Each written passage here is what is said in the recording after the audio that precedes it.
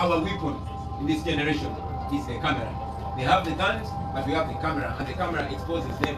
One of our friends, Ariho Nobody, would still be in torture chambers up to now because the police had wanted to use him to cover its evil attempt on my life. But thanks to the cameras, every evil was covered by the camera, and our brother is free now. You will also note that international journalists have been deported because the Museveni dictatorship fears the truth going out in the world.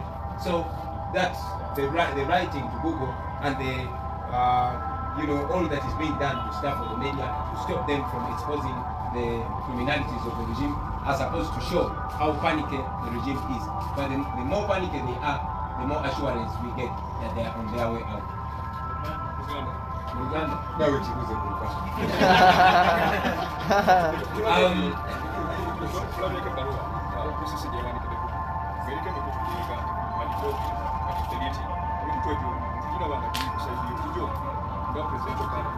okusokera ddala ekya UCC, Uganda Communications Commission, nanjagala okuyita Uganda Mass Communications Commission, ekyokuwandiikira Google ng'eyagala bagyeko emikulu gy'Abannayuganda ababeerawo ne baanika ekigenda mu maaso. Ekyo njagala kyogera okutulaga Abannayuganda level gavumenti ya Nakyembalira Museveni bwetuuse mu kutya amazima. Nze nga kibagamba nti ffe tetulina muntu, tetulina byakulwanyisa, naye ekyokulwanyisa kye tusinga okuba nakyo ye kamera. Ekyokulwanyisa kye tusinga okuba nakyo ge mazima agatali masengejje. Mwakirabye nti bwe twabadde nga tukwatibwa ku roadblock nga tusibiddwa emabega ne maaso, nga poliisi n'amagye bagala otukolako ebikolobero, bakubye bannamawulire bangi bakyali malwaliro, abalala bavuddeyo n'ebisago. Lwaki bakuba bannamawulire? Kubanga tebaagala ebikolobero bye bali mukola birabibwe ensi yonna. Nenna mwalabye nti bannamawulire babagyeko accreditation yaabwe kubanga tebaagala ensi emanye ebikolobero biri mu kugenda maaso. Mwalabye nti bannamawulire abava ebweru w'eggwanga bangi babatiise ne babagoba mu Uganda kubanga gavumenti ya Nakyembalira Museveni etya nnyo amawanga agatwetoolodde okumanya amazima.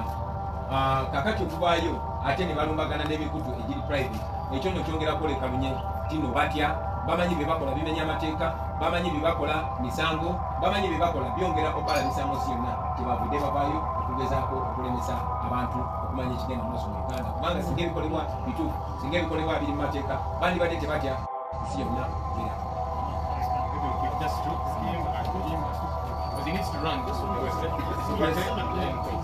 Yes.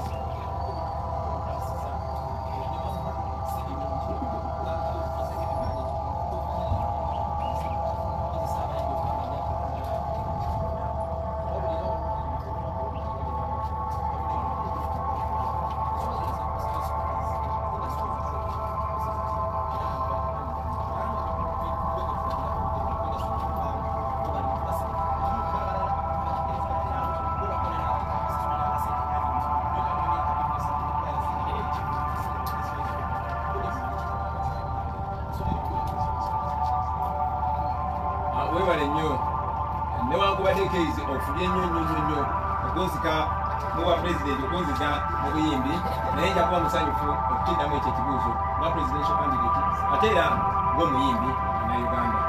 Bayimbi bannange Bannayuganda nakibagambako ate nga sinze nasooka okyogera wabula nga Marcus Garvey yakyogera emyaka 10 n'omusobe egiyise.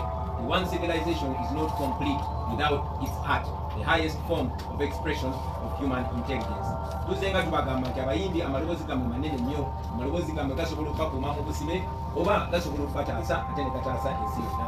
Bayimbi bangi babadde basasulwa okukozesa amaloboozi gaabwe okwogera ebikyamu, okuwagira ebikyamu. Bantu bangi nnyo ne basasulwa olw'okuvumaganya ekifaananyi kyabwe. Bangi abayimbi mbalaba nga bo benje omumangako ne bagamba twabadde okusobola, abalala ne bavaayo ne basasulwa n'okusasulwa kulinyirira erinnya ly'abayimbi.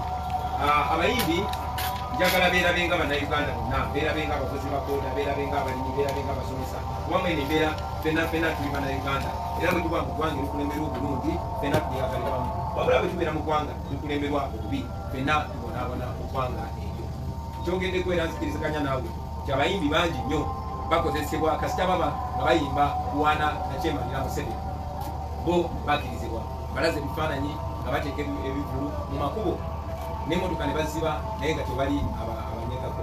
Nze bwe nalemesebwa okukola omulimu gwange ogw'obuyimbi, bayimbi bannange bangi nnyo balowooza nti kiri ku nze nzeka kumbe ekinyigiriza omu kinyigiriza n'abalala. Mu mbeera eno eyamusibira mugwa ekirya atabaala kyekirya n'asigadde waka. Kakati abayimbi bangi tebasobola kukola, naye ate gavumenti y'emu yeyawadde working permit ku muyimbi munnaffe oyo eyavudde Nigeria.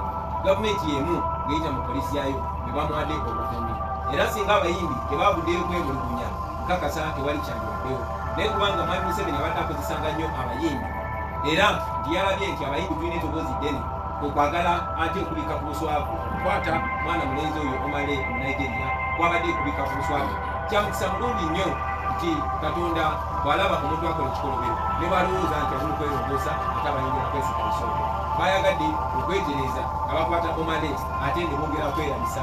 Tumanyi n'okumanya ezo awards zaaleetebwa mu Uganda kugezaako kulaga nti Uganda etebenkedde, naye ezo MTV awards zaaleetebwa mu Uganda wakati mu kunyigiriza art, zaaleetebwa mu Uganda kugezaako kulaga nti Uganda eri ntende, naye ate nga Uganda eri mu kunyigiriza. I will say that in English. The fellow artists have been used in the past to manipulate their loud voices for the benefit of the dictatorship, not knowing that the voices that could actually free them and those and their fellow Ugandans are actually being used to enslave them further. I told the artists before, and as a matter of fact, I was only reiterated what was said more than 100 years ago, that one civilization is incomplete without its art, the highest form of expression of human intelligence. And I called upon artists to know how powerful their voices are, especially in a very critical time like this. Now, the awards that were brought to Uganda were not brought to Uganda in good faith. They brought to Uganda to cover up for the injustices.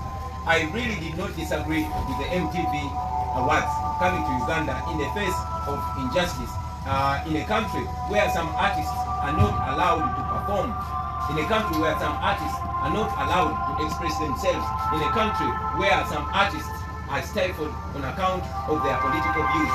I think, and I still think, that the MTV awards were being used as partners in crime.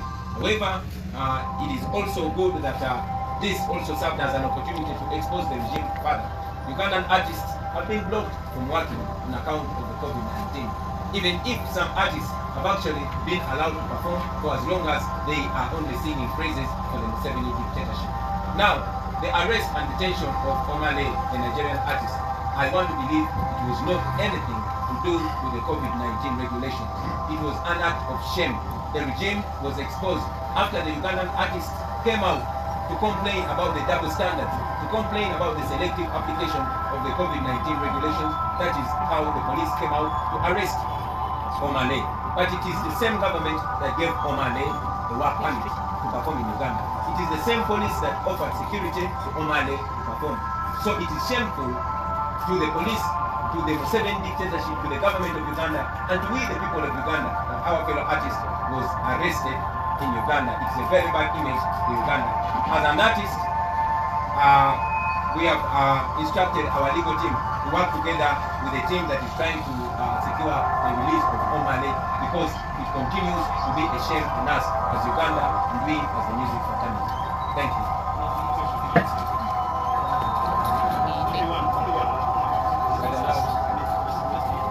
Okay, you'll come once.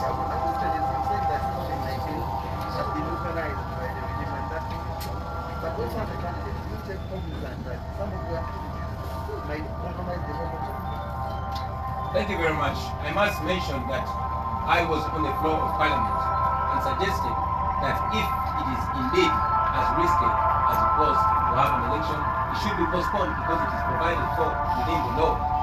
The NRM MPs disagreed, of course, as commanded by their boss, Museveni, and the Electoral Commission went ahead with the election. I was also the first artist, maybe in Uganda, or maybe in the world, to come out and sing and sensitize the people about the COVID-19. So we are aware of the COVID-19 pandemic in Uganda. But again, I must inform you that the Museveni misgovernance is more dangerous to the lives of the people of Uganda than COVID-19. More people are being shot dead than the number of people that have died of COVID-19. So it is more urgent to get better leadership, to have a well-governed country, and that is the only way we are going to manage the COVID-19. After all, the Museveni dictatorship is fighting COVID-19 using guns. They have bought more police patrol cars than ambulances. They have passed out more security personnel than medical personnel. So you know that to them, staying in power is more important than fighting COVID-19. Thank you. Yes, sir. You wanted to know in conclusion, have you agreed with the Electoral Commission that it is not called Big Data? So it's going to be business since you said that you don't agree with them on any. We informed the Electoral Commission that we don't hold big gatherings. We show up in a place. But again, as you know, having been blocked from the commission, having been blocked from consultation, the supporters that see us out there, and also having been blocked from radio and TV stations, our supporters can only hear from us on the rallies. We continue to encourage them to social distance, and in any case, the military dispatch and police hear versus them, and they listen to us from far places. We also continue to encourage our people